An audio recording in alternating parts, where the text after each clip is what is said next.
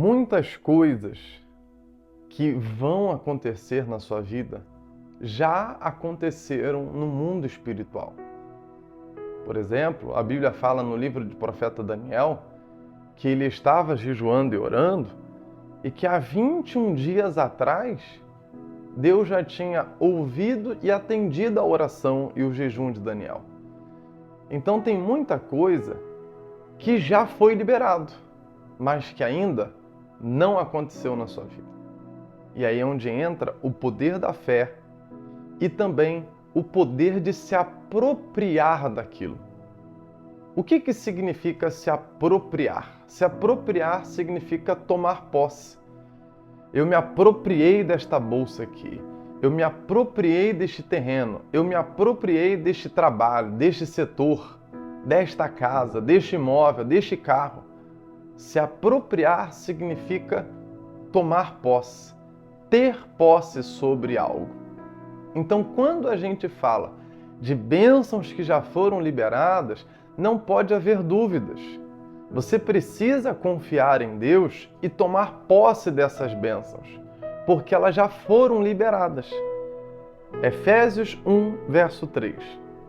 Bendito seja o Deus e Pai do nosso Senhor Jesus Cristo, que nos abençoou com todas as bênçãos espirituais nas regiões celestiais em Cristo.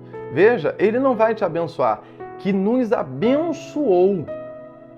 Então, primeira lição de hoje para você: tome posse no sentido espiritual e isso terá consequências para você no mundo físico. Tome posse da sua cura, ainda que você esteja doente. Tome posse da sua riqueza, ainda que você esteja no deserto. Tome posse da bênção de Deus, da salvação na tua família, ainda que eles não sirvam a Deus. Você precisa ter fé. E o que é fé? Certeza do que se espera.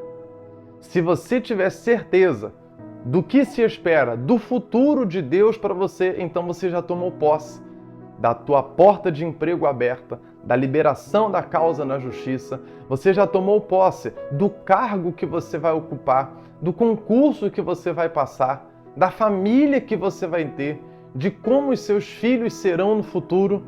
E isto vai acontecer, porque quando você toma posse das bênçãos espirituais, isto traz consequências para você, sim, no mundo físico. Porque pelo poder da sua fé, Deus, Ele traz à existência aquilo que não existe. Deus pode realizar sonhos e transformar o impossível em realidade através da sua fé. Então creia que pela sua fé, Deus pode trazer à existência aquilo que ainda não existe. Esta é a segunda lição de hoje. Eu conheci um homem que todos os dias ele passava na frente de um terreno e ele levantava a mão e falava: eu vou morar aí, eu vou construir a minha casa aqui, eu vou morar aqui. E dito e feito, ele teve uma oportunidade financeira muito boa, aquele terreno, colocaram placa de venda-se nele e ele conseguiu comprar aquele terreno. Ele tomou posse antes mesmo de acontecer. Então creia que Deus traz à existência o que não existe. Ouça o que diz a palavra. Como está escrito: eu constituí pai de muitas nações. Diante disso, Abraão creu em Deus, aquele que dá vida aos mortos e chama as coisas que não existem como se já existissem. Sem esmorecer na fé, reconheceu que o seu corpo já estava sem vitalidade, porque tinha aproximadamente 100 anos de idade, e que o ventre de Sara já estava sem vigor. Mesmo assim, não deixou de crer na promessa de Deus, mas foi fortificado na fé e deu glória a Deus, porque estava plenamente convencido de que Ele era poderoso para cumprir o que havia prometido. Romanos 4,17. Sabe de quem o apóstolo Paulo está falando? De Abraão. Abraão, com 99 anos, ele não tinha filhos com Sara. Sara tinha 89 anos e não tinha filhos. E Deus havia visitado Abraão e tinha falado com ele: Abraão, eu sou o Deus Todo-Poderoso. Anda em minha presença e ser perfeito. Deus estava falando com Abraão: eu sou o El Shaddai. Eu sou o Deus que tudo pode. Basta de mim uma palavra ser liberada, Abraão, que o impossível acontece. E o Abraão creu nisso. Então, com 99 anos, ele consegue engravidar sua esposa Sara. Sara, com 89 anos, está grávida. Você consegue imaginar uma mulher de 89 anos grávida? Imagine ela com 90 anos, abraçado com seu filho e o amamentando. Isto não é uma coisa normal, isto é um sobrenatural de Deus. Mas o que Abraão fez? O que a Bíblia fala de Abraão? Ele creu. Antes de ser pai, antes do filho nascer, ele já acreditava que se Deus havia prometido, Deus ia fazer. Não duvide, creia, se Deus te prometeu, Ele vai fazer. Se a promessa de Deus foi feita por Ele mesmo, Ele vai cumprir. Então creia, porque Deus traz à existência aquilo que não existe. E terceiro, não abra mão do que Deus te prometeu. O povo de Israel está prestes a entrar na terra prometida. E você sabe, não é? Canaã era uma promessa de quem?